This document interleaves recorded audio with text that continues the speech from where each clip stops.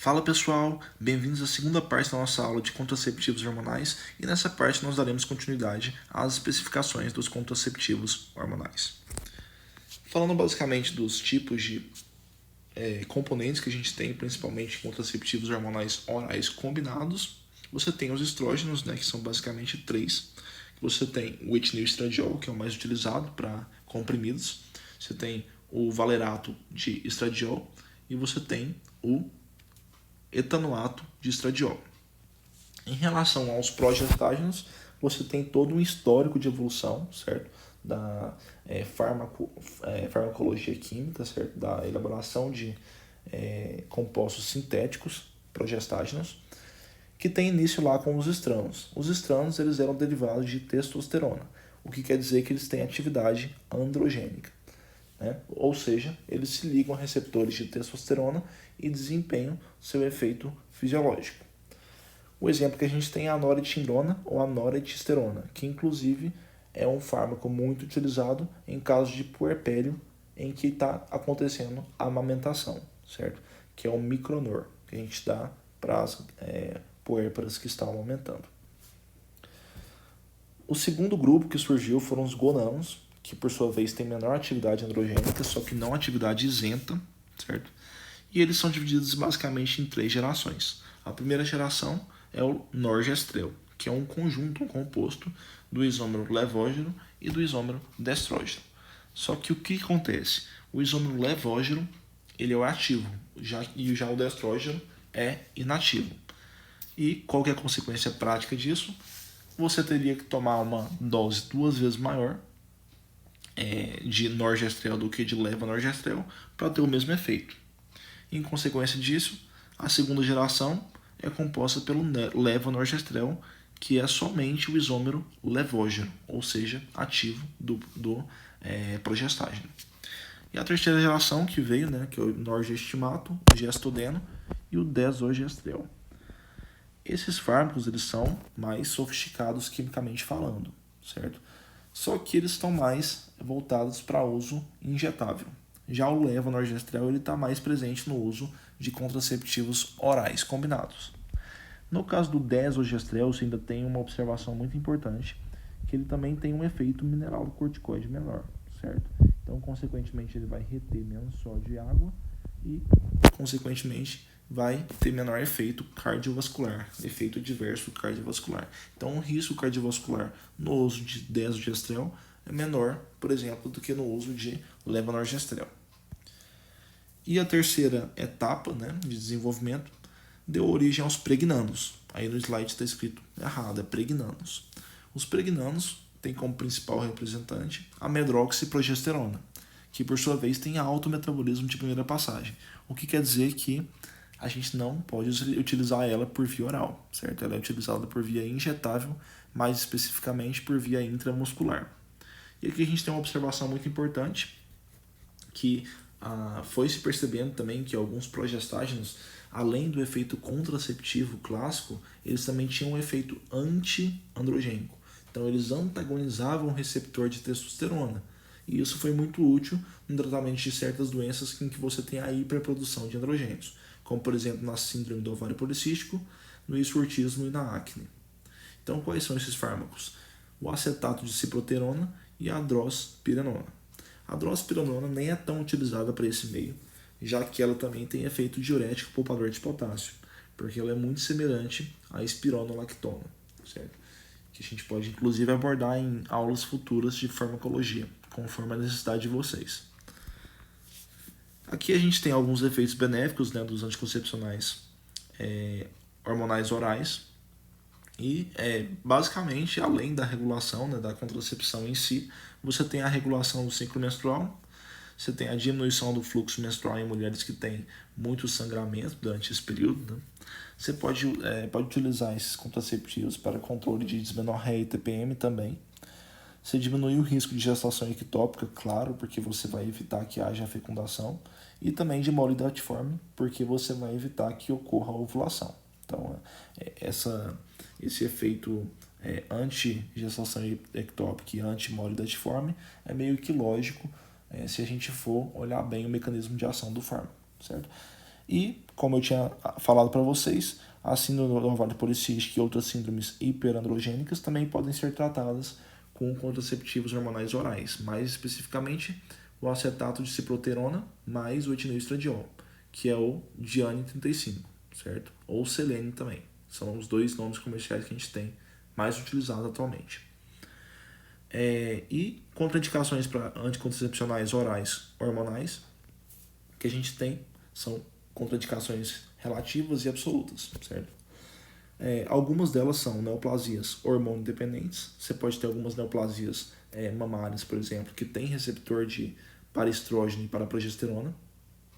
E esses receptores, se ligados a esses hormônios, vão promover crescimento tumoral ainda maior. Então, se você tem a administração de anticoncepcionais hormonais, você pode piorar a situação dessas neoplasias. A principal contraindicação que a gente tem de todas é a tromboflebite e o tromboembolismo. Por quê?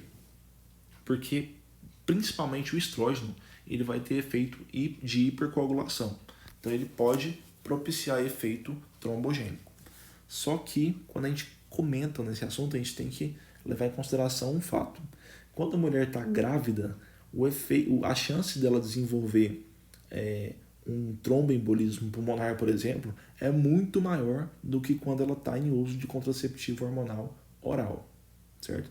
Então, essa desculpa de que contraceptivo hormonal oral é muito prejudicial à saúde porque ele pode potencializar demais os efeitos trombogênicos da mulher.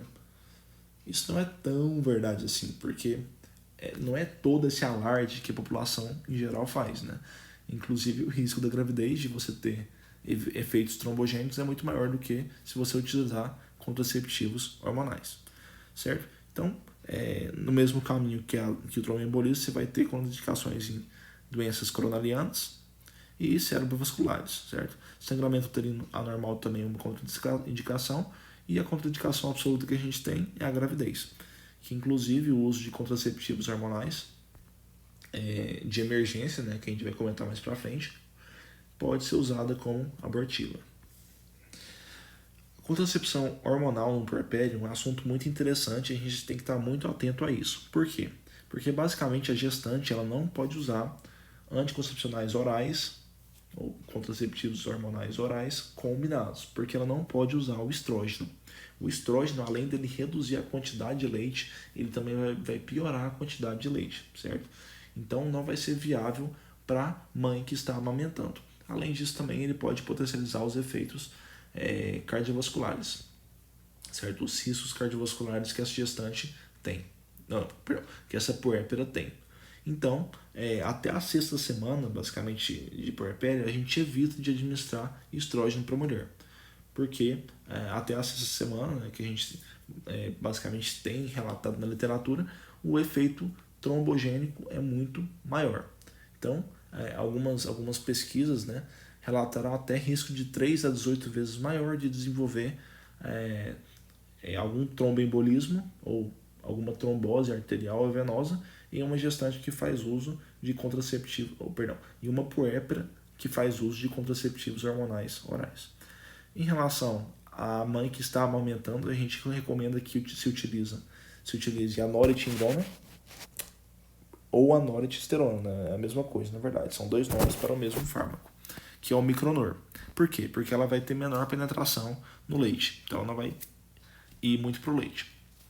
E, após esse período de amamentação, também a gente pode recomendar o acetato de medroxiprogesterona, que por sua vez tem administração intramuscular. Falando um pouco mais sobre a contracepção de emergência, né, que é a famosa pílula do dia seguinte. O que é essa pílula basicamente?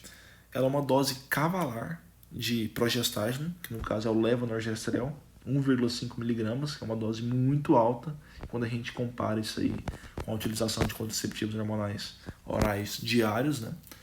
E essa dose cavalar de progestágeno vai fazer o que, basicamente? Ela vai inibir qualquer tipo de tentativa de ovulação que a mulher tem, então ela não vai deixar que a mulher ovule, e se tiver ocorrido a fecundação já, ele pode ter todos aqueles efeitos hipotróficos sobre o endométrio e sobre a inibição da contração da tuba uterina, da migração do óvulo fecundado, né? Então, se você tiver fecundado já o óvulo, esse óvulo não vai implantar no endométrio, certo? Então a gente pode até dizer que ele tem efeito abortivo. E a pílula do dia seguinte, basicamente ela só vai funcionar até 72 horas após o coito. Depois disso, esquece, gente, não vai funcionar. A gente até tem alguns relatos na literatura que a pílula do dia seguinte pode ser usada após 4 ou 5 dias do coito, mas, gente, não vai nessa, porque não funciona. É após 72 horas e pronto. Se você esperar, por exemplo, 5 dias depois do coito para poder tomar essa pílula, o seu efeito já vai reduzir bastante, sua efetividade vai reduzir bastante.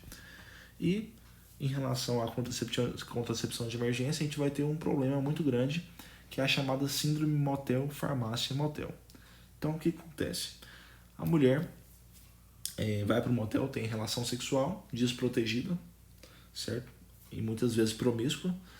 E após isso ela vai direitinho para a farmácia e compra a pílula do dia seguinte. Toma a pílula do dia seguinte, começa a ter um monte de efeito colateral, porque a pílula do dia seguinte tem um monte de efeito adverso, que a principal delas é as náuseas, né? E após isso, ela vai lá e faz relação sexual desprotegida novamente. Depois vai para a farmácia e compra de novo a pílula do dia seguinte. Então isso vira meio que uma rotina para a mulher. E isso não é certo, não é correto de se fazer. Porque a pílula do dia seguinte, como a gente já disse, é uma dose cavalar de levonorgestrel. E nenhuma dose cavalar de hormônio sexual feminino é muito legal para a mulher, né? Principalmente se for de maneira frequente, né? Porque isso pode gerar, inclusive, transtornos neoplásicos, né? Endometriais, mamários, etc. Então, não é uma boa ideia você ficar sustentando níveis elevados de progestágeno no seu corpo de maneira frequente. Isso aí, com certeza, alguma hora o seu corpo vai cobrar. E muito cuidado, gente, em casos de diarreia e antibióticos. A diarreia vai ser um empecilho muito grande para a absorção do fármaco. Então, se a mulher está com quadro diarreico, você vai tentar achar outras maneiras para compensar essa perda de eficácia do contraceptivo hormonal, porque você não vai absorver ele de maneira adequada, certo? E no caso de antibióticos, em que a mulher faz o uso de contraceptivo hormonal oral e precisa se utilizar de antibiótico terapia. O que você vai fazer basicamente? Você vai instituir um outro método, principalmente o método de barreira, né, que é o mais acessível de todos, camisinha. Por que isso acontece? Porque quando você usa antibiótico, você também vai estar matando bactérias residentes do seu intestino, que é a microbiota normal, intestinal. E essa microbiota ela é importante para clivar o complexo carboidrato e estrógeno, que por sua vez vai ser importante para que haja a reabsorção do estrógeno no intestino e a recirculação enterohepática desse composto, certo? A recirculação enterohepática do estrógeno administrado por via oral é importante porque ele aumenta a biodisponibilidade desse fármaco e, consequentemente, aumenta a sua eficácia. Já a partir do momento em que você mata essas bactérias, você não tem essa clivagem do carboidrato com o estrógeno. E, consequentemente, você não tem essa reabsorção para o ciclo enterohepático do estrógeno. Então, a eficácia do seu contraceptivo hormonal oral combinado vai lá para baixo, certo? Então, nesse caso também é importante que você institua um outro método contraceptivo, principalmente de barreira, que é o mais acessível. Em relação ao contraceptivo hormonal masculino, isso é bastante polêmico, gente, porque atualmente o que a gente tem de mais novo assim, nessa área é 1-decaronato de androsterona. O que esse fármaco é? Esse fármaco ele vai inibir a espermatogênese, certo? Só que, ao mesmo tempo, ele vai ter efeito anti-androgênio. Então, ele vai, com certeza, dar efeitos de impotência sexual e de perda de libido no homem, certo?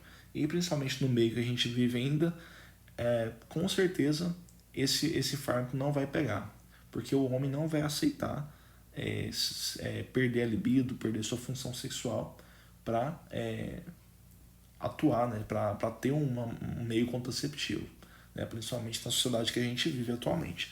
Mas posteriormente pode ser que haja desenvolvimento de novos fármacos que não tem interferência nos androgênios. aí sim o público masculino pode até se interessar mais por contracepção hormonal. E, para finalizar aqui, qual que é o melhor contraceptivo hormonal para a sua paciente? Aquilo que mais der certo com ela. Essa é a resposta, é aquele que mais der certo com ela. Não adianta você querer impor, você querer traçar uma regra geral para todos os pacientes, porque cada mulher vai ter seu ciclo, cada mulher vai ter seu jeito, cada mulher vai ter seus propósitos, seus objetivos, né, suas vontades, então tudo isso tem que ser levado em conta na hora de você escolher o método contraceptivo ideal. E também as indicações clínicas, né, são muito importantes. Em caso de mulheres que têm síndrome do ovário policístico, você faz ali a inibição dos androgênios, né, que são característicos dessa síndrome, e ao mesmo tempo você tem de presente ali uma contracepção, né? Então depende muito de cada mulher. E aqui são as referências que a gente utilizou para essa aula. Basicamente o Gulan, né, princípio de farmacologia, e o Katsumi, que é mais voltado para a parte prática dessa farmacologia, que é a farmacologia básica e clínica. Espero vê-los no próximo vídeo. Espero que tenham gostado, que tenha ajudado vocês. Se gostaram, cliquem em joinha e compartilhem com os amigos, que vai ajudar bastante o canal. Obrigado, companheiros. Até a próxima.